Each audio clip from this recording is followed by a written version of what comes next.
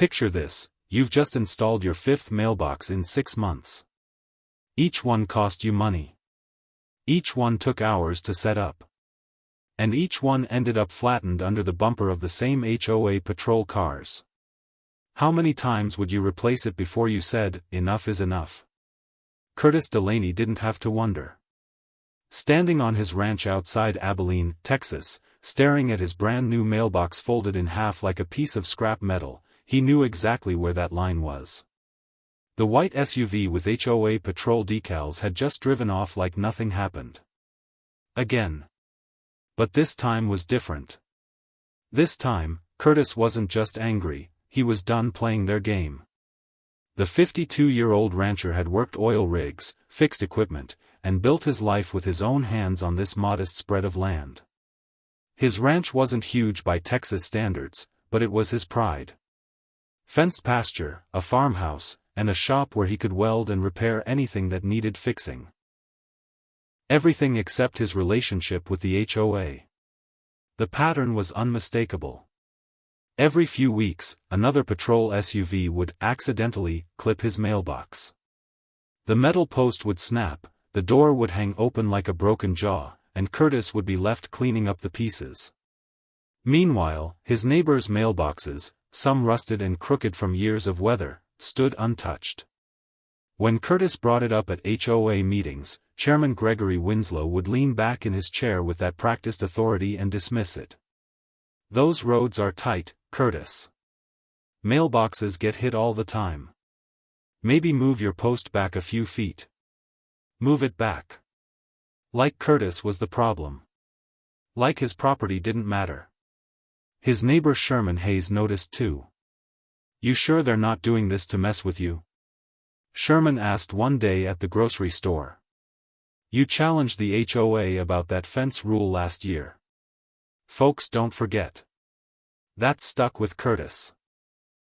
He had gone head-to-head with Winslow before over ranchers' rights to hire fencing. He'd won that fight, but Winslow hadn't looked him in the eye since. 5 mailboxes in 6 months. Each time Curtis replaced one, it didn't last long.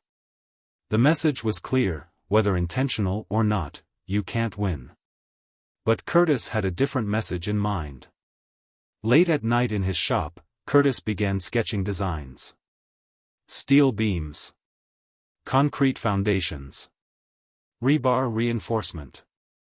If they wanted to keep hitting his mailbox, fine. But this time, the mailbox would hit back. His son Caleb watched wide-eyed as Curtis welded together what looked like a fortress. "Dad, what exactly are you building?" "A mailbox they'll never forget," Curtis replied, sparks flying from his torch. The frame would be anchored 3 feet deep in concrete, reinforced with rebar.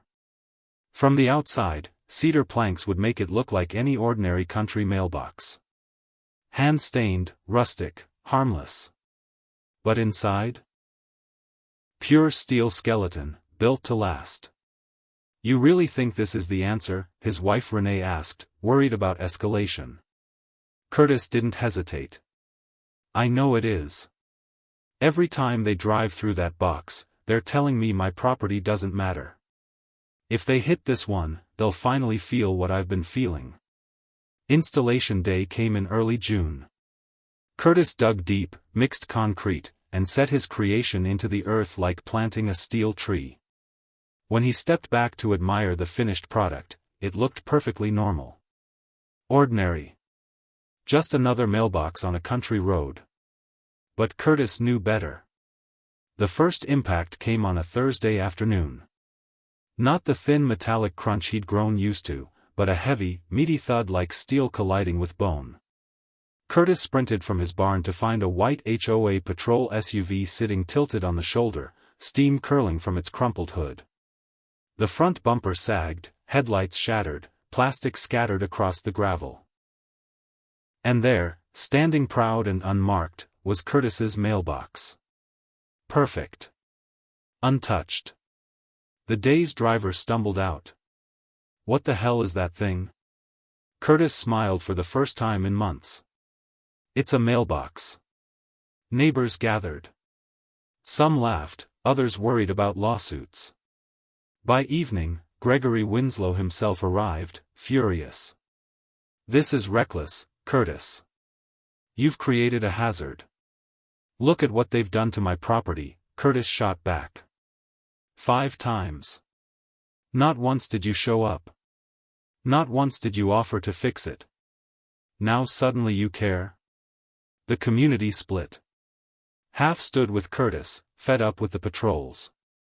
The other half whispered about danger and blame. Winslow tried legal threats, fines, even intimidation. Patrol cars lingered outside Curtis's property, engines idling, drivers staring. Anonymous notes appeared, "Take it down before someone gets hurt." But Curtis held firm. When the HOA sued him, he fought back with attorney Maxine Porter. "Mailboxes have to meet postal regulations, not HOA egos," she said. "You've done nothing illegal." 2 weeks before trial, the case collapsed. Too much community pushback. Too much attention. Winslow couldn't risk losing in front of a judge. The mailbox still stands today, cedar shining in the Texas sun. To most people driving by, it's just a mailbox. But to Curtis, it's a monument to something more important than property rights. It's proof that respect isn't given, it's earned.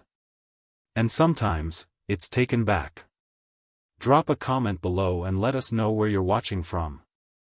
And if this story of standing your ground inspired you, hit that subscribe button for more tales of epic comebacks and poetic justice. Because sometimes the best way to stop being pushed around is to build something they can't break.